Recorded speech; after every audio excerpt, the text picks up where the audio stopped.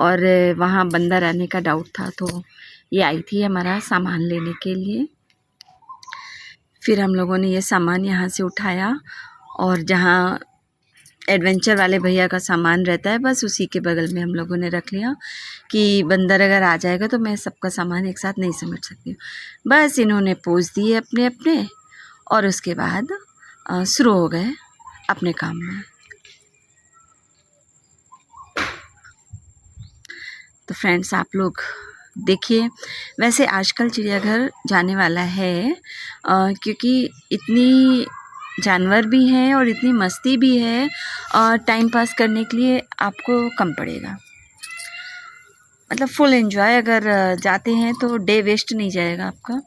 काफ़ी अच्छे से वहाँ पे है एंटरटेन करने के लिए, बच्चों के लिए भी, छोटे बच्चों के लिए भी है और बड़े बच्चों के लिए भी है।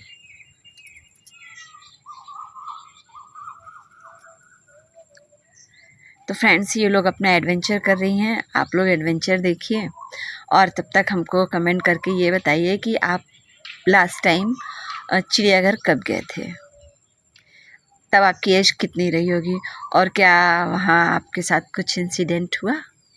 क्योंकि मैं तो चिड़ियाघर जितनी बार जाती हूँ उतनी बार मुझे बंदर पकड़ लेता है। लेकिन हाँ, इस बार गई हूँ और इसके पिछली बार गई थी। 2 बार से बंदर से शायद हमारी दोस्ती हो गई है या उनको कोई और मिल गया है तो वो मुझे नहीं छेड़ते हैं। इस बार हम 4 थे तो इसलिए बच गए, बचे तो नहीं, आपको आगे दिखाएंगे। एक बार की बात बताते हैं फ्रेंड्स। हम लोग मेरी शादी को 2 या 3 महीने हुए थे तो हम लोग चिड़ियाघर घूमने गए। तो मैंने 2 आइसक्रीम ली, मेरे हस्बैंड ने 1 ली। तो जहाँ पर कुछ खाने का सामान होता है वहाँ पर बंदर नहीं आते हैं क्योंकि वो दुकान वाले काफ़ी मारते होंगे या जैसे भी ट्रीट करते हो। जब तक हम लोग दुकान के पास रहेंगे बंदर नहीं आएगा। जैसे ही दुकान से 2-4 कदम आगे जाएंगे कि बंदर कहीं से भी अटैक कर सकता है उस सामान के लिए। तो हम लोगों ने भी मतलब 2 आइसक्रीम मैंने ली अलग अलग, एक मैंने अपने फ्लेवर की ली, एक हस्बैंड ने अपने फ्लेवर की दिलवा दी। तो उसके बाद में हम दोनों आइसक्रीम दोनों हाथ में लिए थे और टहले निकल गए। एक बंदर ने मुझे देख लिया और वो पीछे से आया, मेरी साड़ी का पल्लू खींच करके मुझे रोका। जब पल्लू थोड़ा सा खींचा तो मैंने पलट के देखा, बंदर। तब तक खैर काफ़ी पब्लिक दौड़ चुकी थी ईंटा लेकर के, लेकिन हाँ मेरी साड़ी फट गई थी। तो उसके बाद कोई बात नहीं, अब साड़ी तो फटी गई थी, फिर हम लोग चले आए। उसके बाद मुझे लगता है 6-7 साल बाद गए अपने दोनों बच्चों के साथ में। तब मेरे छोटे बेटे की एज थी 3 साल। तब मैं इसको लेकर के गई तो हमारे कुछ रिलेटिव मिल गए ससुराल पक्ष के, तो मैं उनके पैर छूने लगी। तब तक मैंने अपने हाथ से अपने बेटे का हाथ छुड़ा दिया जब तक मैं उनके पैर छू रही थी। और हम लोग बात करने लगे क्योंकि काफ़ी दूर के रिलेटिव थे, तो काफ़ी दूर रिलेशन के भी थे और काफ़ी दूर से भी आए थे। तो काफ़ी दिनों बाद मुलाकात भी हुई थी तो हम लोग बातों में लग गए। तब तक हमारे बेटे ने क्या किया, हाथ छुड़ा करके निकल गया, अकेले निकल गया। कम से कम 500 मीटर, 500 मीटर तो नहीं कहेंगे, हाँ 100-200 मीटर ज़रूर कहेंगे। और क्योंकि छोटा बच्चा था उसके हिसाब से बहुत था। और हम लोग जब तक बातें करते रहे, लेकिन गनीमत ये रही कि हमारे साथ और भी फैमिलियां थी, मतलब जो एक दूसरे को देखते हुए जा रही थी। हम अननोन थे हम लोग, लेकिन उन्होंने डाउट किया कि ये बच्चा जो है उनके साथ था। फिर ऐसे कोई किसी को कह नहीं सकता है, तो वो आए, फिर देखे तो उन्होंने हम लोगों से इतना ही पूछा कि आपके साथ कोई बच्चा भी था। तो हम लोगों ने कहा हाँ। तब तक अपने बेटे को ढूंढने लगे। तब उन्होंने बताया कि वो उस साइड जा रहा है। तब मैं गई, फ़ौरन से पकड़ के लेके आई। तो तब तक मतलब उनके पैर छूने के बाद में मैं खड़ी हो गई थी। हमारे पास सामान था, हेलमेट था, कोल्ड ड्रिंक वगैरह थी तो हेलमेट के अंदर ही रखे हुए थे, उल्टा करके पकड़े हुए थे। तो वो हेलमेट था मेरे पास, एक तरफ पर्स थी, एक हाथ में हेलमेट था। उसके बाद में हम वैसे ही चले गए उसको लेने। तो जब ले करके आ रहे थे, एक हाथ से पकड़ लिया मैंने बेटे को और एक हाथ में हेलमेट था। ले करके आ रहे थे तो बंदर ने देख लिया, एक बंदर सामने से आ रहा था, एक बंदर पीछे से आ रहा था और एक बंदर साइड से आ रहा था, क्योंकि कोल्ड ड्रिंक की बोतल साफ दिख रही थी हेलमेट में रखी हुई है और मैंने बंदर देखा नहीं। और मैं चलती चली आ रही थी अपने बेटे को लेके, क्योंकि उस तरफ मतलब सामने ही सभी लोग दिख रहे थे। मेरे हस्बैंड को पता था कि मैं बंदरों से बहुत डरती हूँ, या जब मैं चिड़ियाघर आती हूँ तो बंदर मुझे पकड़ ही लेते हैं। तब तक मेरे हस्बैंड ने इशारा किया, लेकिन मैं समझ नहीं पाई। कुछ समझती उसके पहले जो साइड से बंदर आ रहा था उसने मेरे हेलमेट पे अटैक कर दिया। मैं बेटा भी नहीं छोड़ सकती थी और हेलमेट तो बिल्कुल नहीं छोड़ सकती थी। और मैं करती क्या, तो मैंने वही हेलमेट उठाया और उसको पंच करना शुरू किया।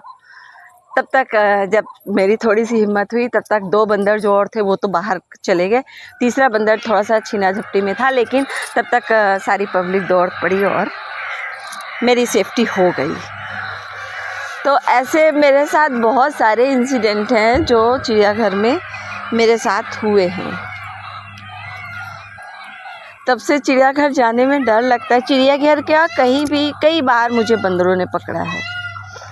तो लगता है कि चिड़ियाघर अगर जाओ तो हाथ में ज़्यादा सामान नहीं होना चाहिए, क्योंकि बंदर इतने चालाक है, अगर कोई सामान ढक करके भी रख देते हैं तो उनको मालूम है कि इसके नीचे कुछ होगा। वो चिन्नी उन्नी से जो ढका रखा रहता है वो सब खोल देते हैं। और फ्रेंड्स, आपके साथ अगर कुछ इंसिडेंट हुआ हो या आप किसी ऐसे को जानते हो जिनके साथ हुआ हो तो फिर कमेंट करिएगा, क्योंकि हम लोग तो हाँ इधर काफ़ी दिन से नहीं गए, लेकिन 4 साल में तो जाना हो ही जाता है, चिड़ियाघर है या और कहीं मतलब घूमने। तो इस बार तो जाना ही था, क्योंकि 2 साल से मैंने सुन रखा था कि कानपुर में ट्रेन भी चल रही है चिड़ियाघर में, और एडवेंचर के काफ़ी वीडियोस मैंने देख रखे थे। तो ये था कि मुझे जाना है। तो बस तीनों बेटियों का एक साथ रुकना हुआ तो मैं बस चली गई, और गए तो बेटियों को फुल मस्ती करनी थी, वो अपनी मस्ती में लग गई। हाँ, काफ़ी अच्छा भी लग रहा था, लेकिन काफ़ी ऊंचे पर था, रिस्क तो ले ही रहे थे। जब वो भैया तैयार कर रहे थे, इन लोगों को रस्सी ऊपर ही बंधी हुई है, वैसे सेफ्टी है, लेकिन अब कहना तो नहीं चाहिए, लेकिन इंडिया में सेफ्टी से ज़्यादा जुगाड़ काम करता है। तो सेफ्टी तो फॉर्मेलिटी वाली होती है, लेकिन फिर भी थोड़ा सा रिस्क लिया। बिना रिस्क के काम चलता भी नहीं है। तो ये सोच करके फिर